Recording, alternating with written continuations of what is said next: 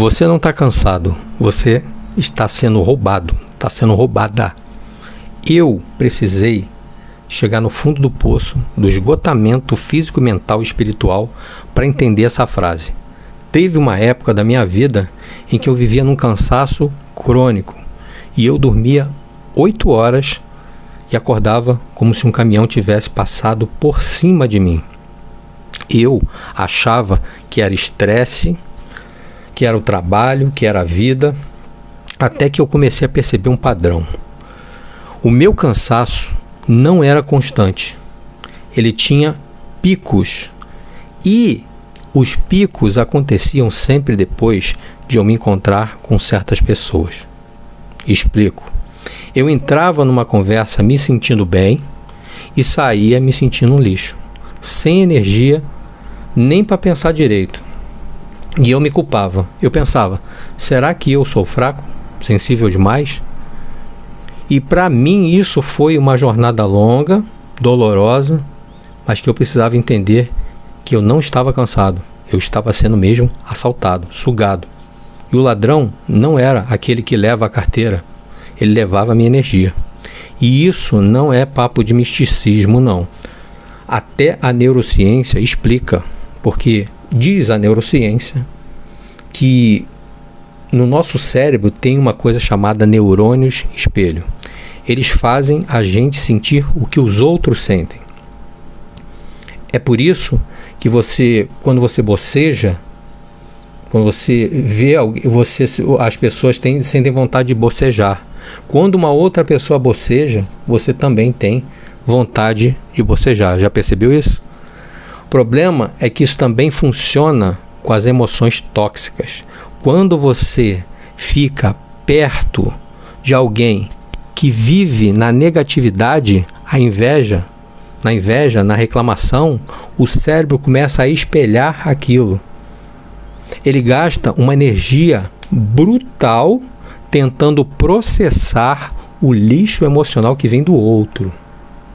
Você está literalmente fritando os seus circuitos cerebrais por causa da sobrecarga de outra pessoa. E eu percebi que na minha vida eu tinha 3 ladrões principais. E o mais louco é que quando eu fui estudar a Bíblia, eu vi que a Bíblia já tinha me dado um retrato falado de cada um deles. São 3 personagens bíblicos que pareciam muito, muito com os meus amigos. O primeiro, que eu chamo de ladrões, tá? Ladrões, amigos entre aspas, né? Porque essas pessoas já não fazem parte da minha vida. O primeiro ladrão que eu tive que demitir da minha vida foi o que eu chamo de Absalão, o filho do rei Davi. Eu tinha um amigo que era mestre em fazer o seguinte: toda vez que eu estava mal, reclamando de alguma coisa ou desabafando, ele era o primeiro a chegar. Mas ele não chegava para me levantar. Ele chegava com um balde de gasolina para aumentar o meu fogo. Se eu desabafasse sobre algo que eu não gostei no meu trabalho, ele dizia: esse lugar é um lixo, você tem que sair. Se eu reclamasse de um problema, ele dizia: nossa, que injustiça, coitado de você. Ele mantinha ele me mantinha no papel de vítima, e isso alimentava o ego dele como salvador. Ele não queria a minha cura, ele queria a minha dependência. E cada conversa em cada conversa que eu tinha com ele, ele me deixava mais para baixo, mais frustrado, mais abatido, mais amargo e mais longe de qualquer solução. E esse era o primeiro amigo que eu tinha. O segundo, que eu também chamo de ladrão, e que a Bíblia relata, e esse meu ex-amigo parecia muito com ele, era o amigo de Jó. Esse era mais sutil. Era uma pessoa da minha família, e toda vez que eu passava por uma dificuldade que eu falhava em alguma coisa, ele vinha com aquele ar de sabedoria e dizia: pois é, eu te avisei. Isso é porque você não me ouve. Se você tivesse feito o que eu falei, ele falava assim, e cada conselho era uma facada mesmo, uma facada. Não era ajuda, era um jeito de usar a minha dor para provar que ele estava certo. E eu saía de perto dele não só com o meu problema original, tá, gente? Eu não saía só de perto só com o meu, mas com uma camada extra de culpa e de vergonha. E isso era muito mal para mim. Esse tipo de pessoa suga tanto a sua energia que você acaba achando que o problema é contigo. E o terceiro e mais perigoso era o que a Bíblia chama, que a Bíblia retrata como o rei Saul. Era um colega de trabalho, um cara que na minha frente era só sorriso, mas eu sentia toda vez que eu conseguia uma pequena vitória, que eu era elogiado por um projeto, o sorriso dele tinha gosto de vinagre. Era assim, ele imediatamente mudava de assunto ou contava uma vantagem dele que era maior que a minha.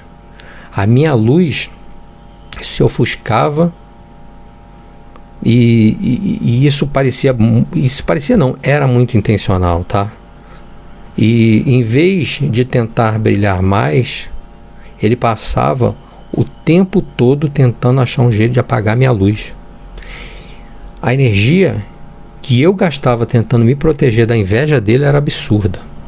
A estratégia para lidar com esses caras não foi me conformar, né? E nem foi confrontar ninguém, e nem foi discutir. Foi usar um princípio que Jesus ensinou: não joguem pérolas a porcos. A minha energia, meus sonhos, minhas vulnerabilidades eram minhas pérolas. Eu estava jogando para quem só sabia pisar em cima. Então, eu comecei a criar distância estratégica. Com o Absalão, eu parei de reclamar. As conversas ficaram curtas e breves. Com o amigo de Jó, eu parei de compartilhar minhas lutas. Eu só falava de coisas boas. Com Saul, eu parei de anunciar minhas vitórias. Fiquei quieto. O que aconteceu foi o seguinte: sem ter o que roubar, eles foram procurar outra fonte de energia. Impressionante. Sua energia é o combustível do seu propósito. Por isso que eu falo para vocês: parem de deixar a porta da sua casa aberta para qualquer um entrar e fazer a festa.